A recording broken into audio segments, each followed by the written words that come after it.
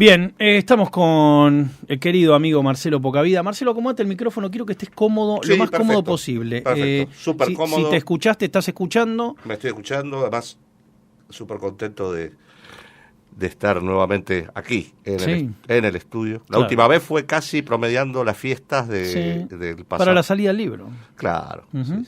Me contabas que está muy bien. No, el libro bien, la guía del mar de Buenos Aires, Sí.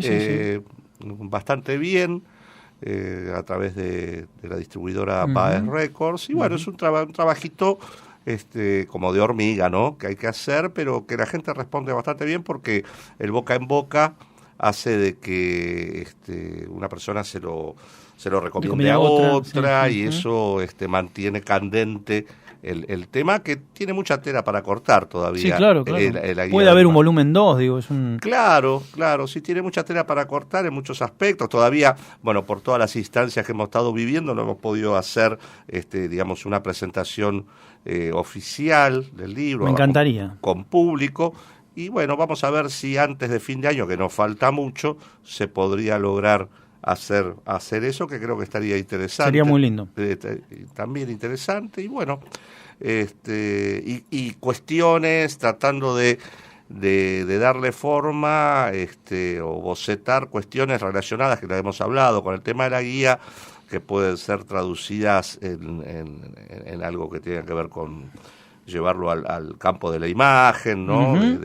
Documental, una serie, claro. Una serie, un canal de YouTube. Claro, algo... O propiamente el tour en sí. Que eso sería hermoso. Eso sería bárbaro. En un momento existió algo similar que no era del mal. Lo que eran los lugares, entre comillas, encantados. La iglesia de funcionó Felicitas. muy bien en una época. Funcionó muy bien, fue más o menos paralelo al éxito de una serie de libros que habían salido que se llamaba Misteriosa Buenos Aires. Sí. Y tengo entendido, yo no participé, o sea, no he ido, pero gente que sí me ha comentado, y tenían que ver con más referente a leyendas urbanas, ¿no? Claro. Bueno, no está lejos de que la guía... No, claro, en tu caso vos vas a escenas de lugares de crimen. Claro, de reales, crímenes, ¿no? Y de la tinta roja policial, de la crónica negra. Que es increíble el éxito que está teniendo, casi te diría en todo el mundo. El true crime es como de lo que más se consume. Totalmente, y bueno, y acá sobre todo, ¿no?, que el género del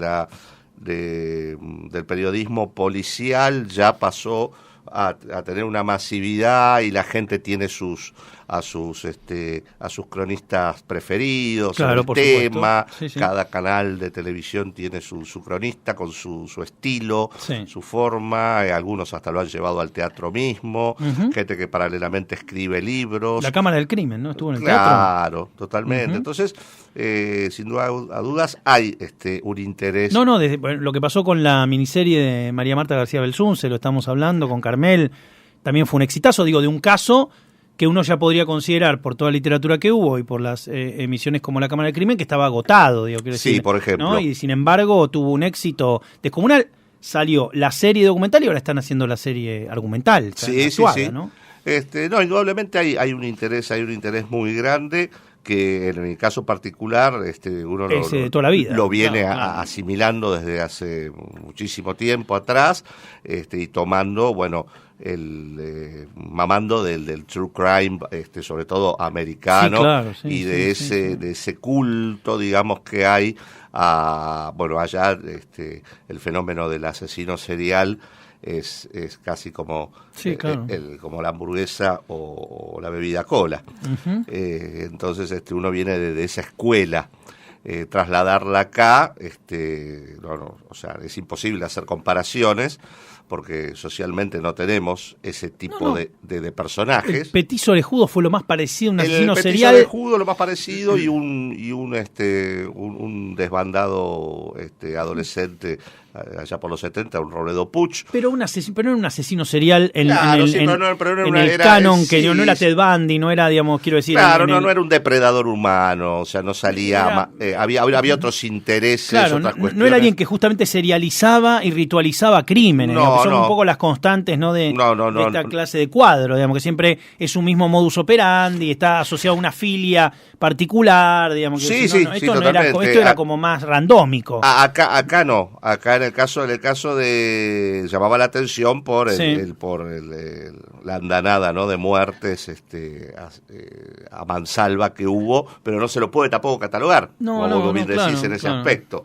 Pero bueno, igualmente... A mí me llama la atención como hay muchas historias de esas que son todas de zona norte. Vicente López, cómo es una zona, ¿no? Que, digo, Robledo Puche, Campucho, digamos, ciertas cosas criminales han pasado en esa zona. En esa zona, y yo también, La Guía del Mal, por ejemplo, tiene un hincapié muy grande, quizás porque comencé desde ahí, cronológicamente, y también porque estoy ubicado en esa zona. Entonces, coincidía todo, la cronología histórica y geográficamente donde yo estaba ubicado, y por el casco de la zona sur de Buenos Aires, ¿no? De lo que es de Barracas, La Boca, Montserrat, Constitución, la periferia, San Cristóbal, toda esa parte también tiene cantidad de casos, ¿no? que fueron emblemáticos. Eso llama también la atención en algunos aspectos, diferentes épocas de la ciudad. ¿Cómo a veces está restringido o por una cuestión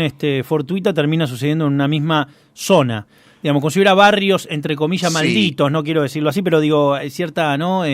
Nada, eso ha tenido Sí, en algún momento cuando empecé con el libro estaba viendo si iba, cómo iba a dividir los capítulos, si era por cronologías, por barrios, y después, bueno, decidí que fuera por perfiles, ¿no? Por el modus operandi, por el perfil que rodeaba cada caso. Elegí esa opción que me pareció la más acertada. Pero sin embargo, sí estudiando, como te digo, ese casco de la zona sur de Buenos Aires, en el que hay arrancando con Santos Godino, Cayetano Santos Godino, el Petiso Orejudo, entramos con la inmigración, que se asienta en esa parte de Buenos Aires, como esos caserones que están allí, que luego se transforman en los tradicionales conventillos, eran de las familias pudientes que emigran de allí por el tema de la fiebre amarilla y se van a la zona norte, a lo que es a poblar, digamos, lo que es hoy Barrio Norte, hasta Belgrano. Entonces esos lugares se transforman en un variopinto crisol de diferentes costumbres, ¿no? De diferentes lugares. Es increíble cómo, digo, el asesino serial, el que hemos visto retratado en un montón de películas, pero los reales también, como el asesino del Zodíaco, nunca encontrado, o el caso que la otra vez hablábamos de I'll Be Gone in the Dark, de este tipo que durante 3 décadas tuvo víctimas entrando en casas que se pensaban que eran 3 y después se terminó descubriendo gracias a ADN que en realidad era el mismo. Una cosa increíble, un tipo que entraba a la mujer, cuando había una mujer y su marido en la casa, la llevaba a un cuarto, al tipo lo ponía acostado en el living y le ponía tazas, vajilla, y decía, si se cae un plato, si escucha un ruido de un plato, ella muere. Entonces, no, una cosa demencial. Sí. Entonces dejaba a los tipos acostados y les ponía platitos y tacitas en la espalda, como una alarma, ¿no? Como un cascabel. Y entonces termina descubriendo esta detective de sillón, como se dice, couch detective, que va investigando por internet, termina descubriendo que en realidad era el mismo, al que se le atribuía, digamos, la culpa era de 3 personas, pero no, finalmente era el mismo sujeto. Una cosa, lo encuentran y es un abuelo decadente, es como una cosa, cuando finalmente lo encuentran es como la imagen de la tristeza, un tipo que está regando las plantas, ¿me entendés? Bueno, lo que sucede es que es un común denominador, que lo vemos en este tipo de documentales y de series que hay sobre el tema, es aquellos casos que parecía que, entre comillas, inconclusos, no resueltos, se vuelven a abrir los archivos porque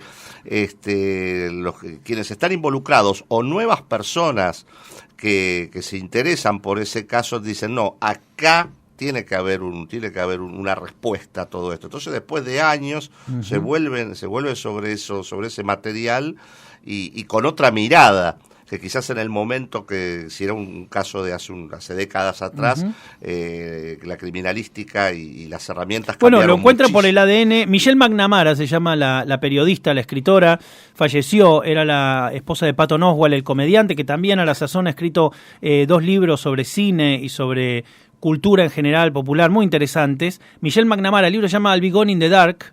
Yo leí en inglés el libro hace un par de años, muy bueno el libro, muy bueno, que cuenta justamente la investigación que ya va haciendo. El libro lo termina concluyendo un podcaster y un chabón que trabajaba en una editorial justamente dedicada al true crime. Es muy bueno el libro y hay una serie en HBO, que la pueden ver en HBO Max. Me trajiste de regalo esta publicación, Así libros, es. revistas, novelas, compra-venta, Tía Nelly. Tía Nelly quedaba en Salguero 91. Salguero 91. Salguero eso, 91, ¿dónde es Salguero eso 91? debe ser Es cerca de Rivadavia. El barrio de Almagro. Claro. Barrio de Almagro. Sí. Sí. Antes de la vía, porque Salguero 91 debe ser ahí, donde empieza Salguero, en el cambio de la calle se llama otro... Sí. Barrio de Almagro, propiamente dicho, la revista que siempre hemos hablado en cantidad de... Siempre volvemos al recurrente tema de los canjes de revistas, el olor particular. Es este olor que estoy oliendo.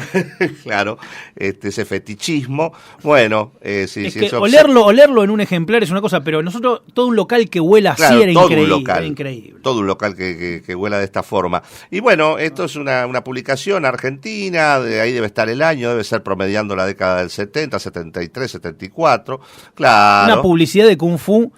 Esto es Eras una vez en Hollywood, esto es Once Upon a Time. Claro, estamos hablando de una época en la cual el tema del terror estaba súper en boga, por un lado, y por otro lado, editorialmente, Argentina, con la edición de historietas y demás, estaba en su momento más álgido y se editaban revistas de todo tipo y se hacían historietas sobre los grandes también éxitos de la televisión, sin ningún tipo de derechos ni nada por el estilo, y se hacían historietas sobre Kung Fu, el hombre nuclear, hay historietas de Astro Boy. Astro Boy proviene de un manga, pero Osamu Tezuka. Claro, dibujado aquí en la Argentina.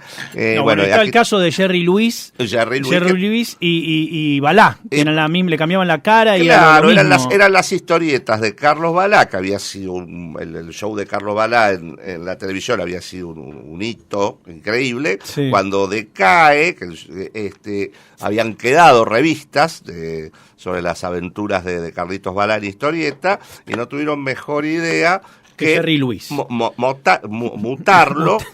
O sea, ponerle a la cara de Balá, a la cara de Balá unos dientes así desmesurados, y llamarlo Luisito.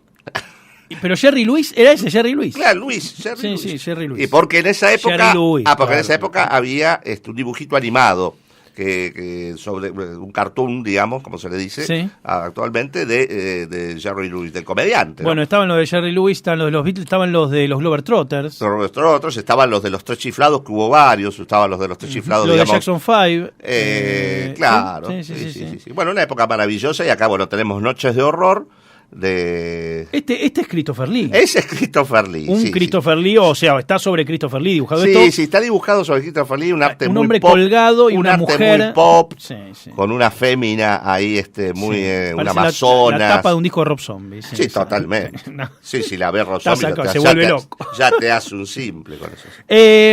Volviendo un poco a esta arqueología perpetua, eterna, ¿vos crees que se siguen encontrando griales en la ciudad? ¿Se siguen encontrando lugares donde hay, o ya no? Ya ha pasado quien tenía que pasar y ya no se ha levantado. Está muy bravo ese tema. Yo veo como que ha decaído muchísimo. Si yo me remito pura y exclusivamente a ir a la populosa Avenida Corrientes, que yo conservo libros. Las cosas más viejas son de los 90. Claro. Yo conservo libros de mi colección, mucho material usado, pero incunable, comprado en la vieja de aquella de antaño, de hace, como decís, los 90, creo que todavía, bullía ese tema de que uno podía encontrar cosas realmente raras por ejemplo,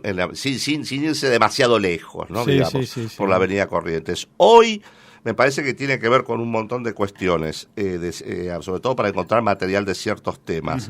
El mundo ha cambiado.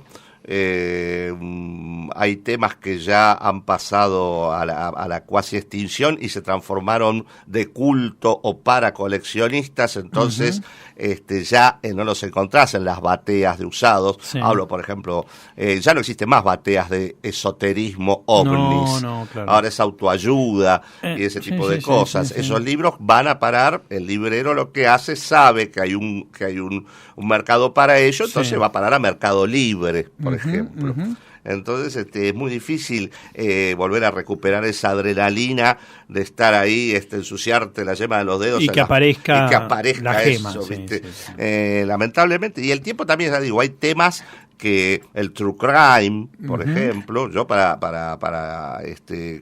hacer mi colección. Bueno, vos te acordás de aquella colección Historia del Crimen, la negra con letras rojas, que venía Manson, que venía Bundy, que venía Al Capone, que venía una colección enciclopédica, muy parecido. Era española. Sí, claro. Era española. Claro. Yo tengo varios fascículos, creo que los únicos que habrán llegado acá, porque era una colección enorme. Yo compré Villa Gesell eso, que ahí viste muchas librerías de usados. Claro, la costa siempre era un lugar magia. Increíble, mágico para encontrar ese tipo de cosas. Nunca supe exactamente por qué.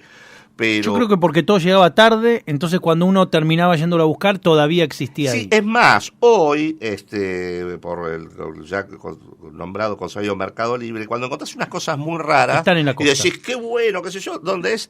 Mar del Plata. Mar del Plata. Mar del Plata o a Partido de la Costa, o alguna otra, Claro, lugares así. Está, yo lo noto bastante. Y después hay algunos lugares de la provincia de Buenos Aires, ahora que me haces acordar, algunas localidades, San Miguel, algunos lugares que tienen también, ¿no? Que de repente uno dice, este libro está en San Miguel, está en azul. Sí, me he llevado ¿no? más que una sorpresa grata, pero viste cuando decís, la pucha, lo quiero ya, lo voy a buscar. Tengo una pregunta acá para vos que me manda un amigo, Luis Itoshi Díaz. Sí, está. Que está escuchando seguramente, Luis. Y pregunta lo siguiente, porque sabe que vamos a hablar de música y repasar algunas canciones que elegiste, y acá pregunta lo siguiente. Para Marcelo, ¿qué banda de los orígenes del punk local mereció mejor suerte? Del punk local, sí, estamos del hablando. Punk local. ¿Qué banda mereció mejor suerte? Bueno, sí, sin lugar a dudas, los que dieron la patada, está más que la historia misma lo dice, los que dieron la patada inicial y aparecieron en el momento indicado, en el lugar justo, en el lugar necesario más que justo, y bueno, fueron los que allanaron un camino que luego no sé si hubo quienes imitadores en ese aspecto, ¿no? Digo, en el estilo que ellos cultivaron, fueron los Violadores. Pero merecieron mejor suerte para vos, digo, quiero decir, vos hoy decís más allá de... perdón. Que merecieron mejor suerte. Interpreté mal la pregunta. No, pero está bien, por ahí me decís, merecieron mejor suerte que la que tuvieron. Incluso los Violadores. No, en el caso de los Violadores me parece que tuvieron una, por lo menos en su formación original, y cuando sacaron sus discos con formación original, era coherente con... Yo recuerdo que Mercado Indio tuvo muchísima buena crítica, salió disco del año. Fue una evolución. Sí, ese fue el último disco con la formación original. Claro. No te sabría decir, quizás Los Laxantes era una banda muy interesante, que hubiese sido más que interesante escuchar a Los Laxantes más allá de de esas cintas que hay de ensayos o piratas, ¿no? Cuasi piratas, haber llevado el repertorio de Los Laxantes al disco, ¿no? Y a un estudio. Creo que hubiese sido muy interesante. También da la impresión de que el punk rock llega unos pocos años tarde. Y sí, llega unos años tarde. Digo, en general no es una corriente que en el mundo haya sido gigantesca. No, y acá fue más bien, si vamos al caso prototípico que siempre se tomó como modelo de Inglaterra. Tiene un disco solo. Fue efímero. Sí, claro. Fue efímero el paso del punk, digamos, la explosión, el boom del punk, con los Sex Pistols a la cabeza, The Clash, que luego, bueno, siguieron carrera, pero fue efímero. Y acá, sí, indudablemente llega tarde, pero también llega en el momento adecuado, si vamos al caso. Sí, claro, el momento, en la medianera entre lo último, la dictadura y la democracia. En un momento social adecuado. Un momento social adecuado. Cuando tiene sentido lo que tiene para decir. Claro, porque que sobrepasa lo discográfico. Por supuesto. ¿Entendés? Me parece que tiene que ver con que el momento adecuado en lo social, como vos bien puntualizás, en plena época de dictadura y demás, ahí al punto de hacer ese quiebre 81, de dictadura 82, democracia, claro. Y también en un momento musical de la Argentina en la que veníamos como muy de lo que todavía no se llamaba rock nacional, sí, claro. Pero que era el rock argentino, antes se decía música progresiva, el tipo de cosas que venía estancadísimo. Y eso sí había que el mundo había cambiado vertiginosamente y era como que era un monopolio que aquí no quería aceptar ese cambio y nos quedamos en ese eterno Woodstock, digamos. Sí, claro. Enquistado y acá en Argentina, ¿no? Entonces también por ese lado fue más que positivo y sí, tarde para el mundo, pero acá llegó el momento adecuado. Marcelo, ¿tenés las melodías que has traído? ¿Están por ahí? Sí, ¿Las tiene la operadora? ¿Para qué quiero ver? No, estamos perfectos. Quería que cuentes un poco lo que estás haciendo en radio, que recordemos de nuevo qué temáticas se están tratando, dónde te pueden escuchar y demás, para que... Bueno, y seguimos con la segunda temporada, 2021 de Body Bag. En el aire. Body Bag es un programa que aborda la contracultura, la contracultura contracultura underground, la cultura pop, digamos, en multifacéticos aspectos, ¿no? Que va todos los viernes de 21 a 23 horas por la emisora Chico Bomba Radio, que es una radio online.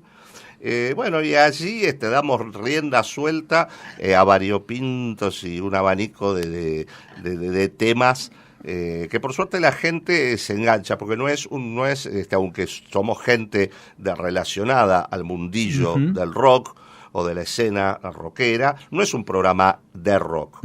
Es un programa donde se aborda cada viernes un informe diferente sobre temáticas que nos parecen pertinentes. Sí, interesantes, atípicas, divertidas. Sobre viernes ¿qué van a estar? Este viernes es sobre Araca Lacana, se llama, sí. Y es sobre el AMPA porteña.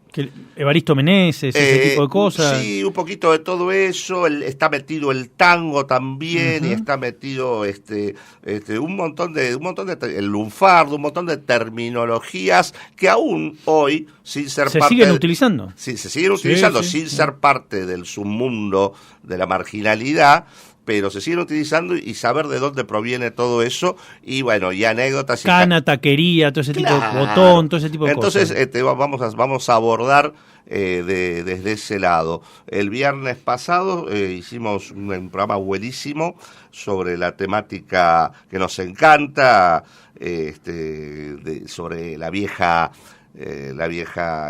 ufología, parapsicología, digamos, todos esos temas, pero de old school, ¿no? De que en la década de los 70 tuvieron su momento más álgido, más desbordante, y hablamos sobre los hombres de negro, sobre el enigma de los hombres de negro. Los verdaderos hombres de negro. Claro, los verdaderos hombres de negro, y todas las, digamos, el libros como El Retorno de los Brujos, que fue, digamos, el manual de lo que hoy se llama protoconspiranoico, digamos, que existió en la literatura. Y bueno, con Débora Goldstar, que es una estudiosa sobre todos estos temas, sobre el tema de las ciudades intraterrenas, sobre las civilizaciones intraterrenas. Bueno, así que ya te digo, o sea, se manejan temáticas muy variadas, y la música también es impredecible. Acompaña el tema en cuestión y puede sonar absolutamente de todo. Tenemos la selección musical de Marcelo.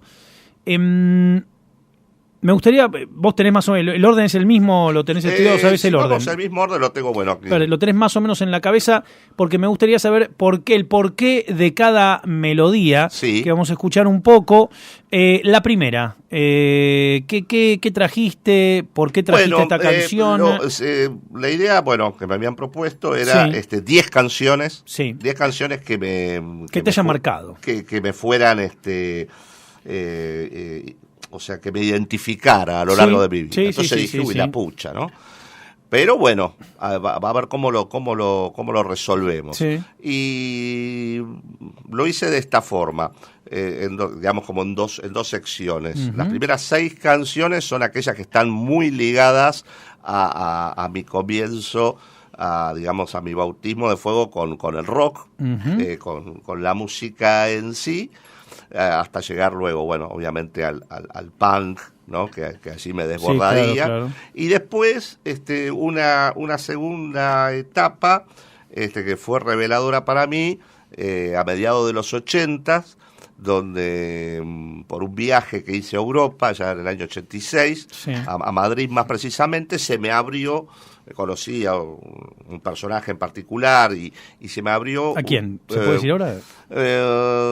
Un personaje que ya no estaba hoy con nosotros, pero fue, digamos, fue un prototipo de lo que, digamos, un gran divulgador de la música de garage, del llamado killer rock, en Madrid en especial, en el barrio de Malasaña de Madrid, Quique Turmix. Quique Turmix. Luego él iba a estar al frente de una banda llamada Los Pressure Fuckers, una banda que en la década de los 90 fue de proyección internacional,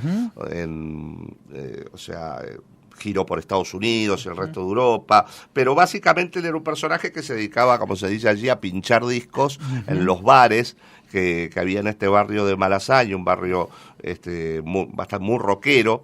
Imaginémonos Madrid, la parte céntrica de Madrid, ahí al costadito, como si fuera el San Telmo nuestro, existe el mítico barrio de Malasaña. Y él es como que le puso música y le puso un estilo a ese barrio. Él era de origen vasco, vino a probar suerte, era un tipo muy lanzado, un personaje, amante del punk rock, vino a probar suerte, un tipo muy curioso, muy audaz, vino con su colección de discos abajo del brazo y fue para probar suerte a Madrid y se quedó toda su vida y se transformó en un personaje emblemático, como pasa con estos personajes, tan amado como también vilipendiado, ¿no? Claro. Pero bueno, yo tuve la suerte por una cosa azarosa de conocerlo, porque voy allí, yo de Milanús Natal, nunca había viajado a Madrid. Y recaló ¿Fuiste a Madrid por algo en particular? No, a pasear. ¿Pero querías Madrid porque podrías haber ido a Londres, no, a Nueva York? Claro, casualmente, pero en ese momento se dio que era Madrid. Y recalo en la casa de un argentino que trabajaba, se había ido allí a trabajar en gastronomía y vivía con un español. Estaba terminando la movida madrileña, ¿no? Claro, más del principio de los 80, la movida. Claro, estamos hablando del año 1986. Claro. Ya la movida madrileña estaba en el ocaso de la movida madrileña. Sin embargo, todavía en estos barrios como el de Malasaña existía esa magia y estaba empezando a surgir más una cuestión no tan ligada a lo fashion, sino más del rock and roll, ¿no? Claro. Y bueno, es allí cuando los rebeldes. Aparece como protagonista Turmix, Quique Turmix, que empieza a pinchar discos y empiezan a sonar discos que nunca habían sonado en bares, en los bares de aquel lugar. Y bueno, lo conozco a él y me abre un espectro. Yo venía más o menos en una beta, pero él me termina abriendo un espectro musical enorme, que un legado que mantengo intacto hasta el día de hoy. Bien, el primer tema que vamos a escuchar, ¿cuál es? El primer tema que vamos a escuchar tiene que ver con la banda de sonido de una sin lugar a dudas, de mis películas favoritas de toda la vida, que es Un fantasma en el paraíso. Qué bonita película. Sí, de Brian De Palma. Y no es casual porque yo en la búsqueda del rock, que todavía no me era algo atractivo, estoy hablando preadolescente, no le veía ningún atractivo al rock por ese lado, o sea, del lado... No, era hijo único. No tenía algún hermano mayor que pudiera tener alguna influencia sobre mí en ese aspecto, ni tampoco un primo, algún pariente o vecinos. Sí. Entonces yo veía que ya mis compañeros de escuela andaban con discos de los Beatles abajo del brazo, con revistas Pelo, y a mí la verdad no me movían nada, no me incentivaban en lo más mínimo. Estaba totalmente metido con los cómics de terror. Bueno, el álbum del terror, ¿no? Aquel álbum legendario de figuritas. Claro, con los cómics de terror, con las películas, con la televisión, dibujando, con la revista Cuarta Dimensión, los ovnis y la emblemática revista Cuarta Dimensión de Fabio Serpa. Era un proto friki de aquella época. Después nos damos cuenta que el terror y el rock son hermanos, son primos hermanos. Claro, ¿no? O sea, indudablemente es ahí cuando yo se me revela. ¿Cómo puede ser que a los chicos no les gusta el terror? Digo, no estoy hablando de tu familia, pero viste, como que a todos los chicos, todos los nenes y nenas les tiene que gustar el terror. Y te imaginas que en aquel entonces, hoy yo veo los dibujitos que se ven en los canales de cartoons y demás, que está plagado de iconografía relacionada con el terror. Zombies. Si de chicos hubiésemos tenido eso y un canal las 24 horas, hubiese sido si ya nos explotó la cabeza. No, de hecho Scooby-Doo, que era una pavada total, me gustaba porque había terror. Pero alucinante. Scooby-Doo, pues bueno, sí. Estaba enamorado de Daphne, estaba enamorado de... y donde aparecía... Daphne Blake. Donde había atisbos de cosa monstruosa, uno estaba ahí prendido. Y el rock para mí no tenía nada de eso. A mí, el flequillo de los Beatles... No me parecía en lo más mínimo atractivo. Entonces el fantasma del paraíso fue la amalgama. Claro, porque fue por esto. Cuando me entero que hay una banda llamada Kiss, que yo desconocía en absoluto, me entero por una escueta nota en el diario Clarín, que aparecía entonces una parte llamada Rockerías. Sí, claro. Era un espacio ínfimo que le daban al rock, y ahí había salido una nota en la que se anunciaba que por primera vez un grupo de rock editaba, en este caso era Kiss, editaba un cómic, los que eran protagonistas en Marvel Comics. Sí, claro. Entonces a partir de ahí dije, ¿qué es esto? Y ahí me empecé y había visto... Bueno, las figuritas con chicle. Claro, las figuritas con chicle de Kiss y las de Hulk. Por ejemplo. Exacto. Yo había visto tapas de discos de Kiss y más, pero no me cerraba que era aquello. Pero bueno, ¿no te provocó una sensación los maquillajes, todo? Me llamó la atención, porque también aparecían las publicidades en las revistas Pelo y demás. Era muy fuerte la imagen.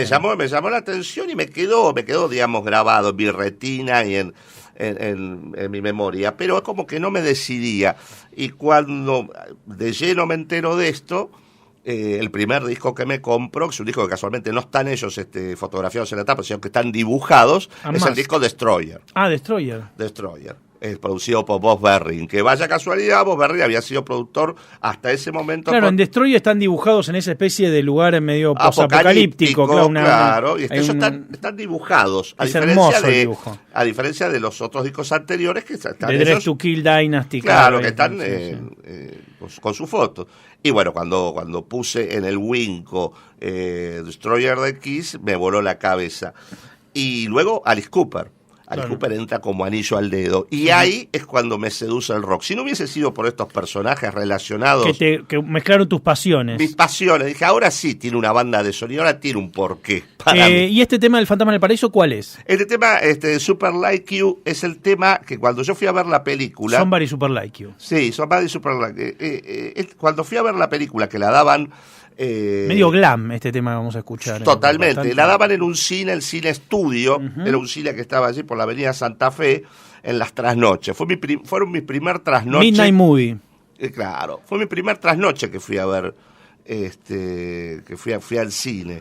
Y cuando vi la película, bueno, quedé totalmente fascinado porque en esta escena aparece una banda con medio Kiss. Muy Kiss, claro, medio... con los rostros pintados, y hacen una escenificación entre... Que en realidad es la misma banda que vimos al principio, es la misma banda los que van cambiando, los Juicy Fruits que van cambiando y bueno, y quedé totalmente fascinado, y creo que durante no sé cuánto tiempo, todos los sábados, lo único que hacía a la medianoche es ir a ver esa película. Allí también se llama La Danza de los Vampiros, me acuerdo, otra noche.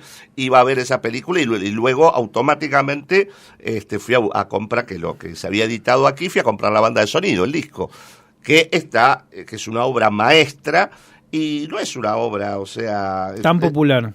Tan popular. La película tampoco, no tenía la popularidad de como es, la canción es la misma, la de Led Zeppelin, que era todo un culto, o Woodstock en el cine, que era todo un culto. Era como que siempre fue una película bastante infravalorada. Y la banda de sonido es una banda de sonido a cargo de Paul Williams. Este tema está compuesto por Paul Williams para empezar la selección de nuestro querido amigo Marcelo Pocavida, Somebody Super Like You, aquí en Un Mundo Feliz. Ahí escuchamos un poco de Somebody Super Like You, absolutamente Kiss el tema, comentábamos, decíamos. Ahora te iba a proponer que hagas doble programa de los dos temas que siguen, que presentes los dos, así podemos escuchar uno pegado al otro antes de la tanda de las 12. ¿Con qué vamos a seguir esta selección? Vamos a escuchar, como no podía ser de otra forma, Alice Cooper. Alice Cooper, en este caso en los comienzos de su etapa solista, del disco Alice Cooper Goes to Hell. Y acá lo interesante es que, a diferencia de toda la primera época de Alice Cooper, más, digamos, ligada al hard rock. Super Duper se llama el documental que nos gustó. Ajá, Super sí, Duper. Tal cual, buenísimo. Y la primera época de Cooper, que fue la época más granguiñolesca y más de su éxito descollante y demás, cuando él decide su carrera solista, su música, sobre todo en los primeros álbumes, en los dos primeros, este es el segundo, Goes to Hell, tiene así un dejo como de vodevil, más hollywoodense, que era también el tema hollywoodense en él, era algo que le apasionaba, porque siempre fue un gran fanático, un gran cultor de la época de oro de Hollywood. Bueno, Welcome to My Nightmare, que es el tercero. Es el primer disco solista. Es el primer disco solista de él. Welcome to My Nightmare. Tiene el dibujo de Drew Struzan, que es espectacular. Claro, y además la participación de Vincent Price. Con la participación School's Out está ahí, sí. No, School's Out está en School's Out. Ah, perfecto. Es de la época con la Alice Cooper Band. Ah, bien. ¿No? Acá estamos en la época solista de él, y elegí el tema Guilty, del disco Goes to Hell, tema que me encanta. Hay una pomposidad en cuanto a la producción, ¿no? Mucho más orquestado y demás. Ahora, ¿se conseguía acá toda esta música, toda esta data? ¿Llegaba o había que ir a buscarla a lugares muy específicos? Lo loco era que acá, por ejemplo, los discos de Alice Cooper, casi en su gran mayoría y de su mejor época, se editaron casi todos. Pero por un lado los discos se editaban, pero por otro lado la prensa especializada acá, que no era una revista contra 10 que había en Estados Unidos, por ejemplo, acá teníamos a pelo, le daba tanto a Alice Cooper como a todo ese hard rock, Alice Cooper a la cabeza, Kiss, Motley Crue, Ted Nugent, o todo lo que fuera de origen llamado rock circense, le llamaban,